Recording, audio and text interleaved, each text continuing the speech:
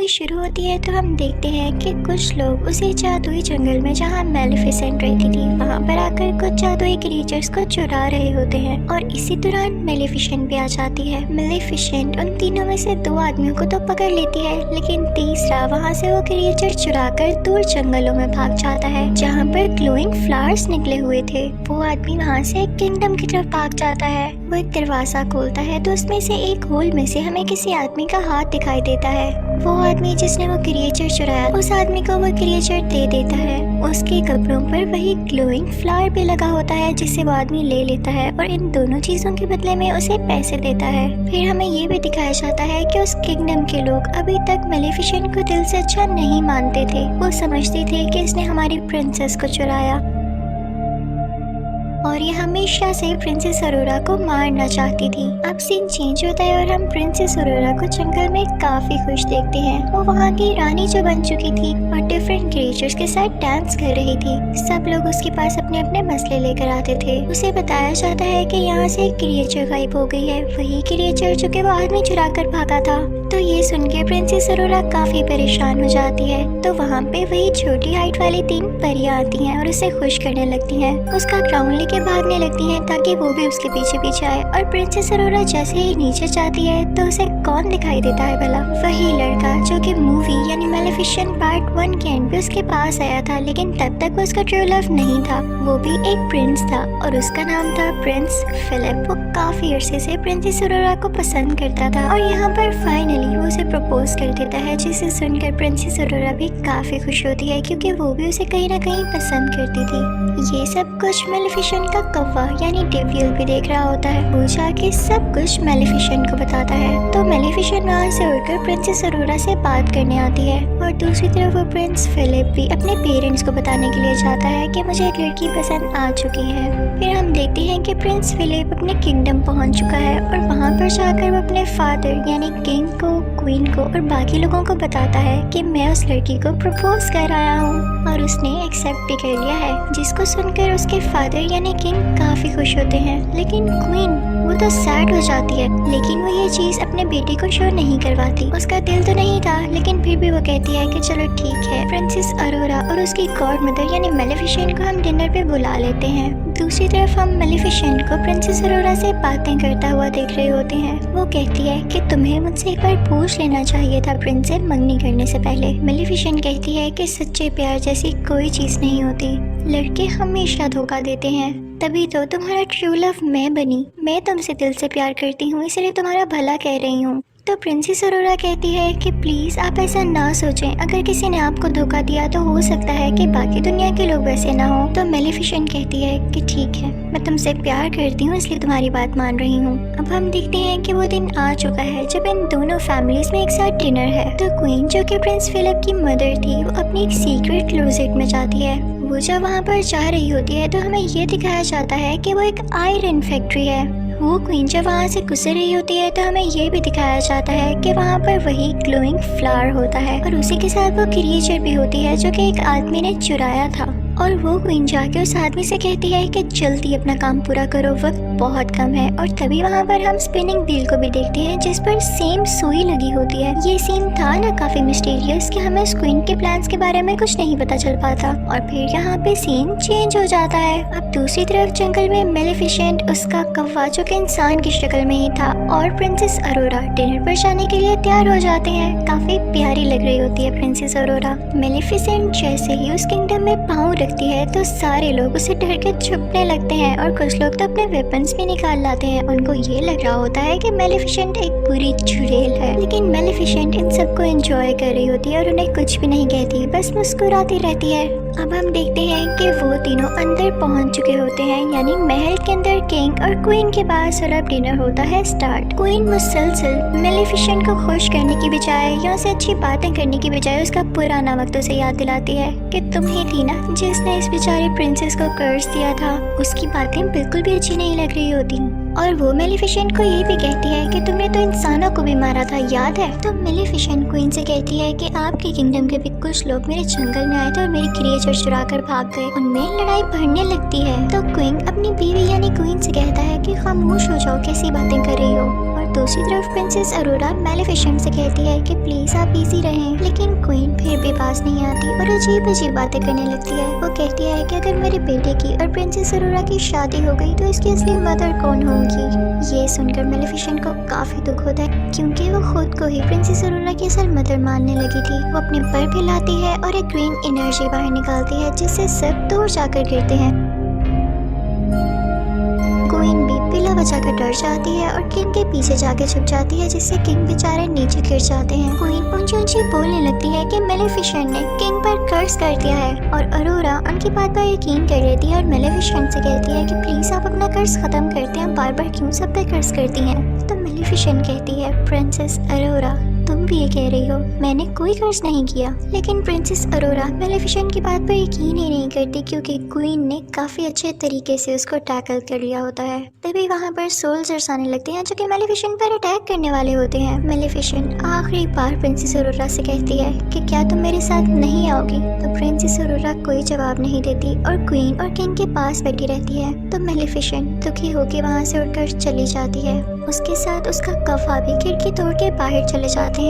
लेकिन वहाँ पे एक और लड़की होती है जो क्वीन और किंग की साथी होती है। वो आयरन बुलेट से मेलेफिसेंट पर अटैक कर देती है जिससे वो बेचारी ओशन में गिर जाती है। अब हम देखते हैं कि कैसल में किंग बेचारे बेहोश पड़े होते हैं तो उनको उनके बेडरूम में ले जाया जाता है। सब काफी परेशान होते हैं और उनका बेटा यानी प्रिंस फिलिप अपनी मदर क्वीन से कहता है कि आप डैड के माथे पर चूमे, आप उनसे सच्चा प्यार करती हैं ना, आप उनकी वाइफ हैं, हो सकता है कि वो दोबारा से ठीक हो जाए। लेकिन क्वीन अंदर ही अंदर अजीब मुंह बनाती है क्योंकि ना तो वो किंग से सच्चा प्यार करती थी और ना ही वैसी स्टोरीज पर बिलीव करती थी। वो एक लालची औरत थी। वो फिर भी अपने बेटे के कहने पर ऐसा करती है लेकिन किंग की आंख नहीं खुलती। जब अरोरा ये देखती है तो कहती है कि मैं जाके मेलेफिसेंट से बात करूंगी कि वो अपना कर्ज खत्म कर दे। जैसे ही वो जंगल पहुंचती है तो सारे लोग कहने लगते हैं कि हमने अभी तक मेलेफिसेंट को नहीं देखा, वो यहाँ आई ही नहीं। दूसरी तरफ किंग और क्वीन की वही साथी ओशन पर नजर रखी होती है कि मेलेफिसेंट कब यहाँ से निकलती है।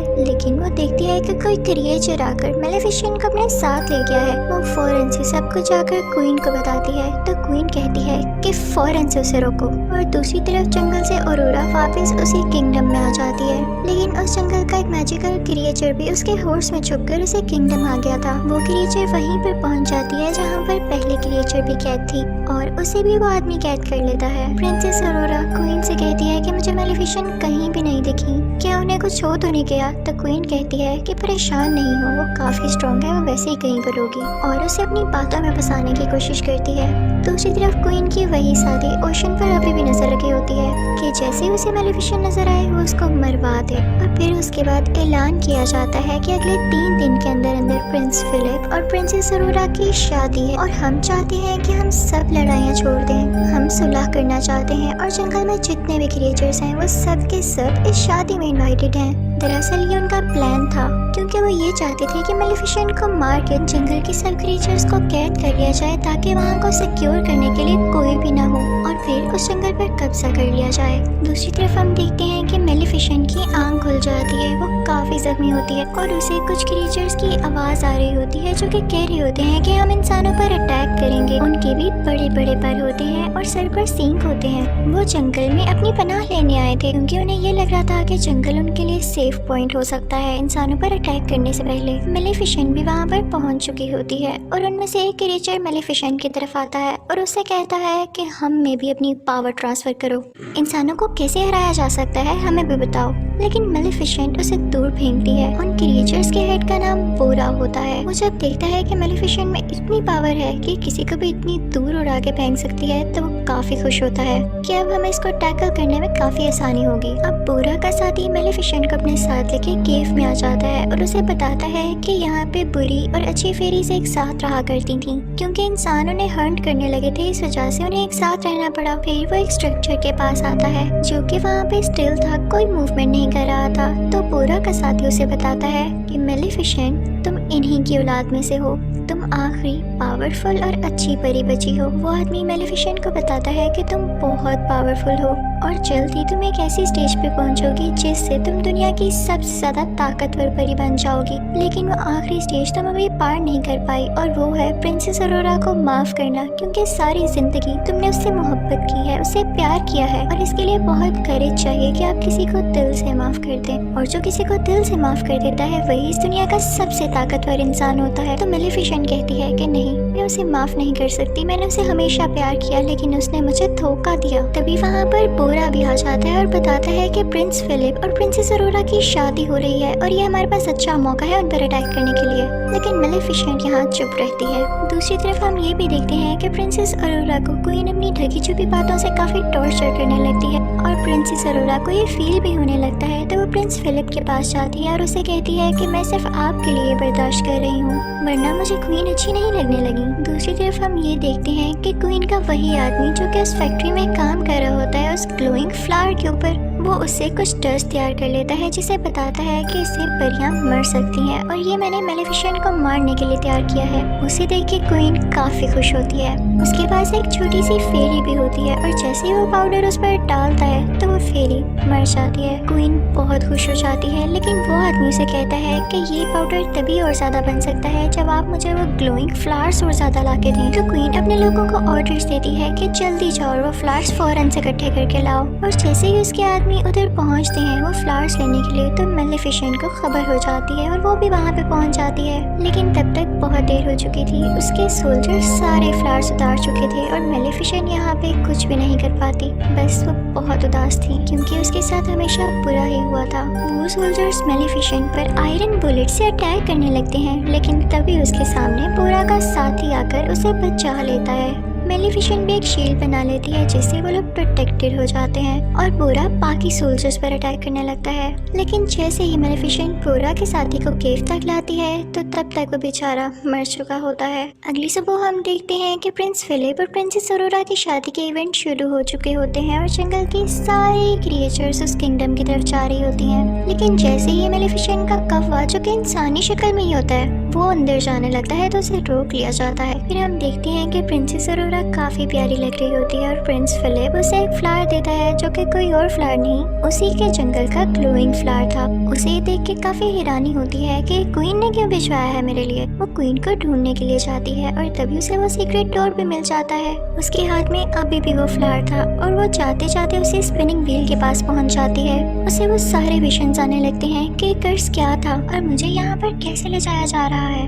वो वहाँ पर देखती है कि दो फेरीज भी कहते हैं वही क्रिएचर्स जिसे 7 महीने कैद किया था, उनको छुड़ाने ही लगती है, लेकिन वो आदमी उसे रोक लेता है। तभी वहाँ पर क्वीन आ जाती है और वो प्रिंसेस अरोरा से कहती है कि मेरा किंगडम पहले उस जंगल के करीब हुआ करता था, लेकिन इन सब क्रिएचर्स और मेलेफिसेंट के एंसेस्टर्स ने, यानी उसके बड़ों ने मिलकर मेरे किंगडम को नुकसान पहुंचा दिया और मेरे फादर मारे गए। लेकिन जब मेरा भाई भी वहाँ सुलह करने के लिए गया तो उस जंगल के क्रिएचर्स ने मेरे भाई को भी मार दिया और जब मैं अकेली बच गई तो मुझे किंग से शादी करना पड़ी, जो कि अब मेरा हस्बैंड है, लेकिन मैं उससे प्यार नहीं करती। तो क्वीन कहती है कि मैं तुम सबसे बदला लेकर रहूंगी। क्वीन सोल्जर्स को ऑर्डर देती है कि प्रिंसेस अरोरा को एक रूम में कैद कर दिया जाए और ऐसा ही होता है और फिर उन क्रिएचर्स को भी एक रूम में बंद कर दिया जाता है और फिर उन पर वही पाउडर छिड़का जाता है जो कि 7 महीने तैयार किया था, जिसकी वजह से सारे क्रिएचर्स बेचारे वीक होने लगते हैं। जिस रूम में अरोरा होती है वहाँ पर उसका वेडिंग ड्रेस होता है और वो उसे फाड़ कर काफी लंबी सी रस्सी में बदल देती है